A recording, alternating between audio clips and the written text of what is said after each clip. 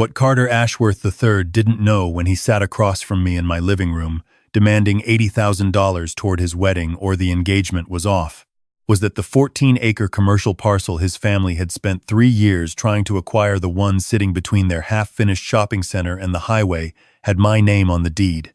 Every single acre of it. He thought he was looking at a retired handyman, a man whose calloused hands and faded flannel shirt told the whole story of his life. He thought he was talking to someone who would scramble to find that money, maybe drain a retirement account, maybe sell something, just to keep his daughter happy. What he got instead was a lesson that took 3 months to deliver and about 45 minutes to finish. My name is Frank Delgado.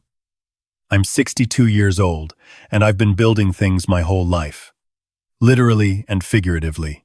I started with a wheelbarrow and a used truck when I was 24, doing landscaping and small residential repairs in Hartford. By the time my daughter was born, I had a crew of 12. By the time she started high school, I had quietly turned Delgado Development Group into one of the largest private real estate development firms in New England. 70 employees, hundreds of millions in completed projects, a portfolio that would make Carter Ashworth's family accountant sweat. But my daughter didn't know that. Not fully. She knew I had done well. She knew we weren't struggling. What she didn't know was the scale of it. Because I had made a deliberate decision when she was young. I didn't want her growing up as the rich man's daughter. I wanted her to grow up as Maya Delgado, someone who earned every grade, every scholarship, every opportunity on her own terms. So I kept the trucks old. I kept the house modest. I let her believe her father was comfortable, not wealthy. That decision would prove to be the most important test I ever designed. Maya met Carter during her second year at UConn Law.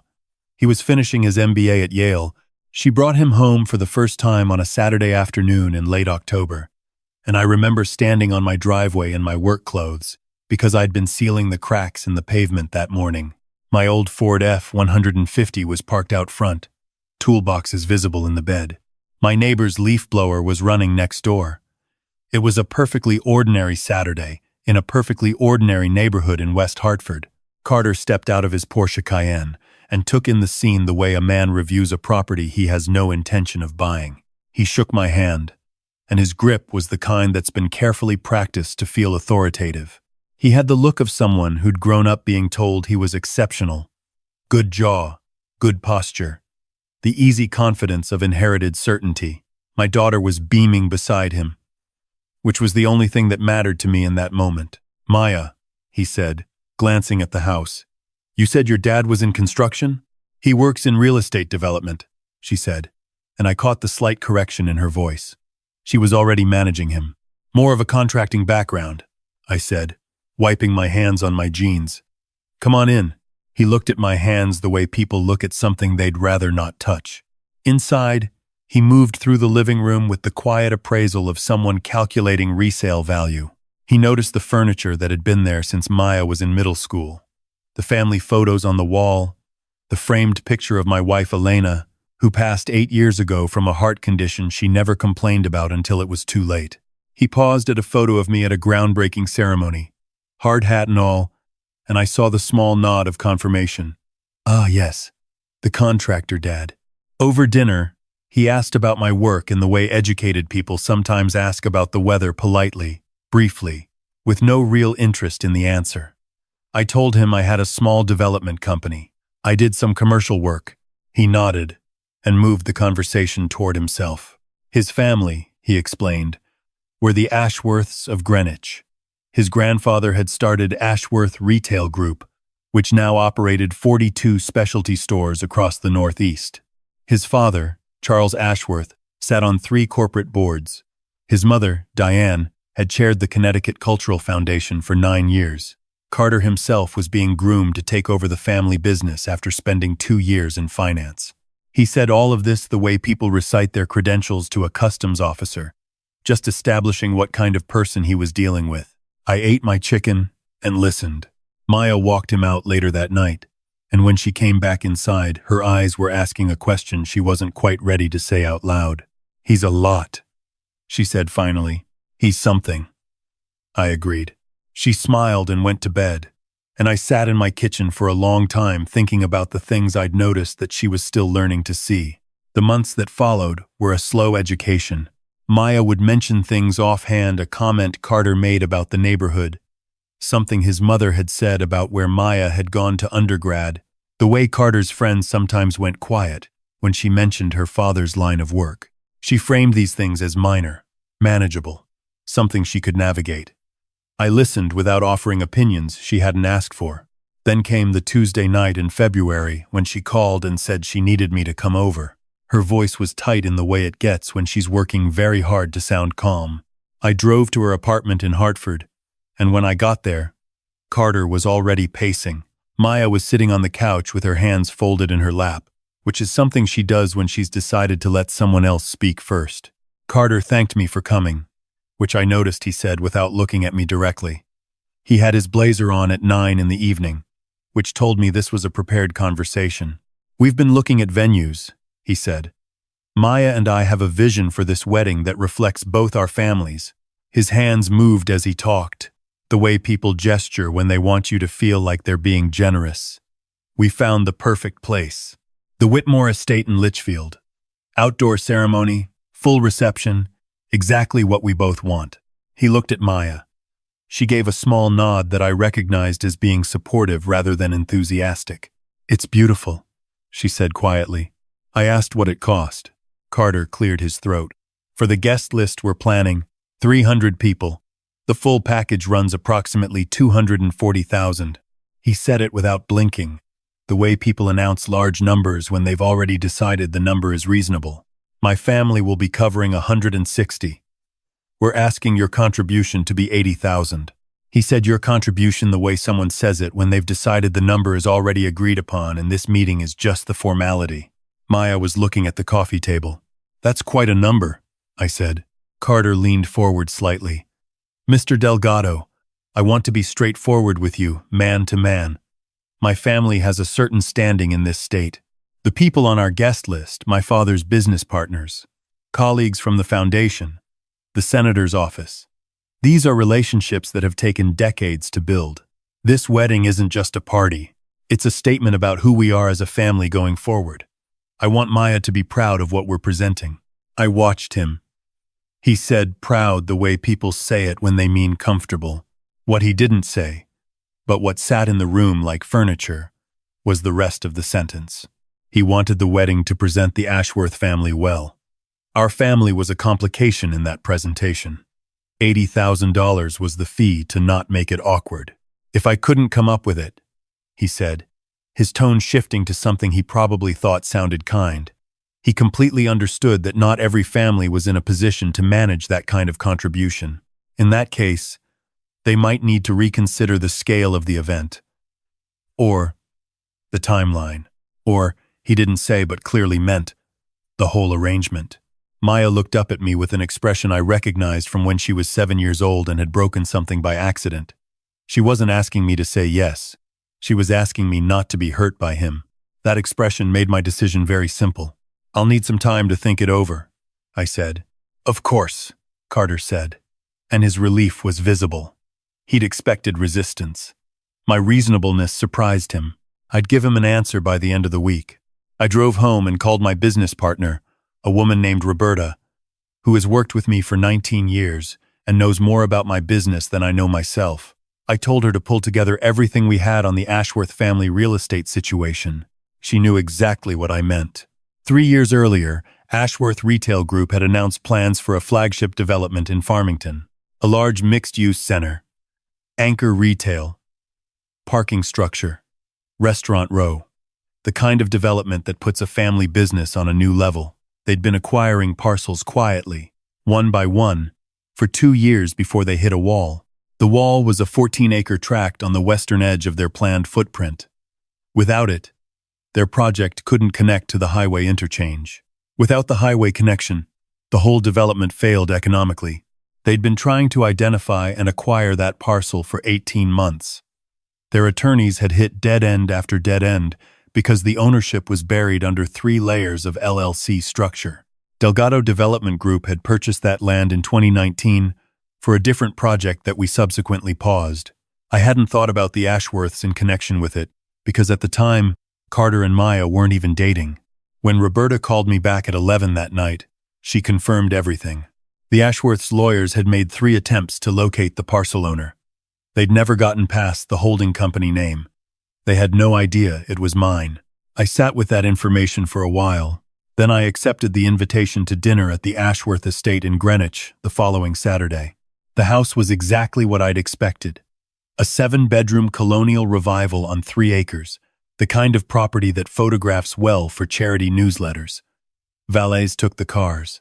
Inside, the walls held artwork that had been selected to communicate taste rather than express it. Everything was beautiful, in a way that seemed to require witnesses.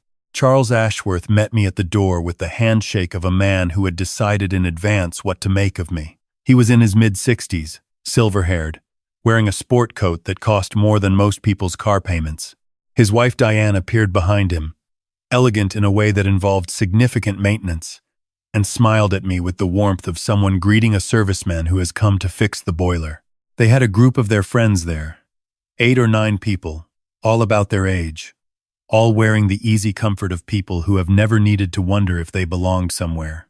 Carter was already there with Maya. He greeted me with a clap on the shoulder, the kind that men do when they want to seem like they're treating you as an equal without actually doing so. The evening started pleasantly enough. Cocktails in the sunroom, the kind of conversation that moves through weather, travel, and local events, without ever landing anywhere real. I was asked about my work twice, briefly, and both times the conversation moved on quickly when I confirmed I was in development and contracting. At one point, one of Charles's friends, a man named George, who kept his chin slightly elevated when he talked, asked me what part of Hartford I was from. When I said West Hartford, he nodded slowly, like he was processing something that didn't quite fit. "Carter's built himself something real there, hasn't he?" George said to Charles, meaning Carter's fiancé. Charles smiled the way parents smile when a child does something unexpectedly adequate. Maya was across the room. She didn't hear it. I did. At dinner, the conversation turned to the wedding. Diane was describing the floral arrangements she had in mind, how she'd already spoken to someone who had done an event for the governor's daughter, when Carter's mother paused and looked at me with an expression of what she probably considered sensitivity. "Frank," she said, and I noticed she used my first name for the first time all evening. Carter mentioned, "You might have some concerns about the financial arrangement for the venue. I just want you to know that we completely understand that $80,000 is a significant ask for someone in your position. If it's not feasible, there are other options. There's a lovely inn in Simsbury, much more manageable and charming in its own way." She said charming the way people say quaint when they mean small. "His position," George repeated under his breath, and a couple of people at the table made small sounds that weren't quite laughter but weren't not laughter either. Maya went very still. Carter reached over and touched her hand in a way that looked supportive but was actually quieting. "I understand there are families for whom this kind of event requires some stretching," he said, addressing the table rather than me. "And I respect that completely. What matters is that we find something that represents everyone with dignity. Represents everyone with dignity." I held that phrase in my mind for a moment, like I was turning a stone over in my hand. George's wife leaned toward Diane and said something that I only partially caught, but that included the words, "working class," and "bless his heart." Bless his heart. In Hartford, I set down my fork and reached for my water glass, and over the rim of it I watched my daughter. She was sitting with the careful posture of someone who has decided to endure something for a reason she can't fully explain anymore. There was a tightness around her eyes that I recognized as the look of a person who has been slowly talked out of their own judgment. That look was what settled it. "Carter," I said, and something in my voice made the table go a little quiet. "You mentioned your family has been looking to develop in Farmington, that mixed-use project off Route 6. He blinked. "Yes. We've had that in planning for a while." "Why?" "Just curious about the timeline." Charles stepped in. "It's been a process," he said, with controlled frustration. "We've been held up on a land acquisition, some LLC that nobody can seem to track down." He shook his head as if describing a minor bureaucratic nuisance. "What's the parcel?" I asked.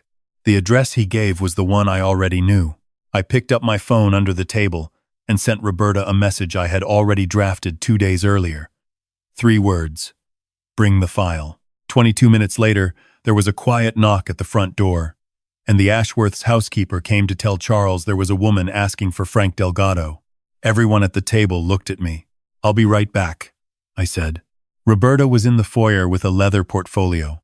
She was dressed the way she always dresses for important meetings, entirely prepared and not at all concerned about impressing anyone. "Everything set?" I asked. "Everything set," she said. We walked back into the dining room together. Carter stood up, looking between me and Roberta with the confused expression of someone whose script has just changed without warning. "Who is this?" Charles asked. "My name is Roberta Chung," she said pleasantly. "I'm the COO of Delgado Development Group." Carter's face did something interesting. "Frank," said Diane with a small, uncertain laugh. "Is this a work emergency?" "In a way," I said. "Roberta, would you mind explaining the Farmington situation to Mr. Ashworth?" Roberta opened the portfolio. Delgado Development Group acquired the 14-acre parcel at 1,140 root 6 inches. Farmington, in October of 2019, she said. The way someone reads a grocery list. The acquisition was structured through a series of holding companies as part of our standard process for competitive markets. The holding entities are legally required to identify Delgado Development as their parent on any direct title inquiry. But those inquiries need to use our registered doing business as filing, which your attorneys apparently never located. She slid a document across the table toward Charles. "This is the full chain of title. Mr. Delgado has owned that parcel for 5 years. The silence that followed was different from the other silences of the evening. This one had weight." Charles stared at the document without picking it up, like he was trying to decide if touching it made it more real. "I don't understand," Carter said. "I looked at him the way you look at someone when you've been deciding for a while what you actually want to say. You told me you were in development," he said. "I told you I had a development company, yes. You drive a hen." He stopped himself. "A Ford F-150, I said. "I know. I've had it for 9 years. It runs fine." Carter's mother turned to him. "Carter, what is happening?" He didn't answer because he was still looking at me with the expression of a man trying to rearrange furniture in a room that is suddenly a different shape. Maya was looking at me too, but her expression was different. It moved through surprise, and then through something more complicated, something that was starting to look like understanding.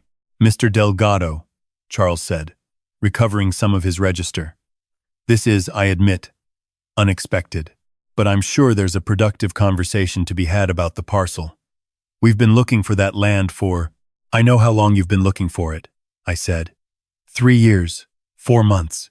Your attorneys filed 2 title searches under the wrong entity name and 1 verbal inquiry that my office declined to respond to because we were evaluating other uses at the time. Charles absorbed this slowly. "Roberta," I said. "The other document." She set a second paper on the table.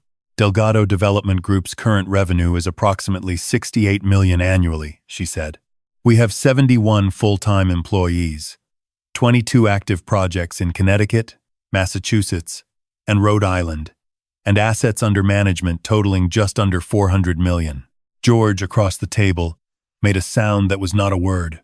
I was very quiet for a moment, looking at the faces around me, Charles trying to calculate, Diane's composure, cracking at the edges, Carter's friends sitting very still in the way people sit when they're trying not to be noticed. I looked at Carter. "You've spent the past several months letting me know, in various ways, what category of person you thought I was. When my daughter told you I was in development, you heard handyman. When you saw my truck and my house in my hands, you saw a man you could establish terms with. You asked me for $80,000 toward a wedding you designed to impress people who would not have given my daughter a second glance if you hadn't brought her in on your arm. I wasn't raising my voice. There was no reason to. I listened to this table describe my family's participation as something that required managing. I heard your mother offer my daughter an inn in Simsbury, with the tone of someone suggesting a lesser cut of meat. I heard your friend say, bless his heart, about a man who has been building this state brick by brick for 38 years. Roberta quietly closed the portfolio. I want to be clear that this isn't about the money. $80,000 is an amount I spend on due diligence for a mid-sized acquisition. The insult was never the number. The insult was the assumption behind it. Carter started to speak. I held up one hand. You assume that because my hands are rough and my truck is old, I was a man who needed to be managed.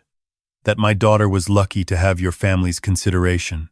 That the appropriate response to being looked down on was gratitude for the opportunity to pay for the privilege. Carter looked at Maya. Maya, he said. She was sitting straight, very still, looking at her hands. Carter, she said softly. When did you start deciding what I needed to be grateful for? He opened his mouth. She kept going. I've been watching you apologize for me to your friends for 8 months. Every introduction, every dinner, there's always this half second where you're managing what people think of where I come from. Like, I'm a project you're refining. She took a breath. I don't need to be refined. Diane spoke up, her voice pitched carefully.